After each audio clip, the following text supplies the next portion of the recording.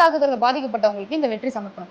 Asian கப்ஸ்ல ரொம்பவே எதிர்பார்க்கப்பட்ட India Pakistan match ரொம்பவே சிம்பிளா முடிஞ்சிருச்சு. மேட்ச்ல ஃபர்ஸ்ட் டாஸ் வின் பண்ணிருந்தாங்க பாகிஸ்தான் டீம். வின் பண்ணி பேட்டிங் சூஸ் பண்ணிருந்தாங்க. பட் இந்தியன்ஸோட பவுலிங்கை ஃபேஸ் பண்ண முடியாம 20 ஓவர்ல 9 விக்கெட் லாஸ்ல 127 ரன் மட்டும் தான் எடுத்தாங்க பாகிஸ்தான். இதுக்கப்புறம் இறங்கி விளையாட இந்தியன் டீம் 16வது ஓவர்லயே 3 விக்கெட் மட்டுமே இழந்து மேட்சை ஜெயிச்சிருந்தாங்க. அபிஷேக் சர்மா 33 ரன்ஸும் சூரியகுமார் யாதவ் 47 ரன்ஸும் சேர்த்திருந்தாங்க. என்னதான் இந்த மேட்ச்ல இந்தியா ஜெயிக்கும் எல்லாரும் எதிர்பார்க்கப்பட்டாலும் இந்த மேட்ச் இவ்வளவு ஒருதலைபட்சமா முடியும்னு யாருமே எதிர்பார்த்திருக்க மாட்டாங்க.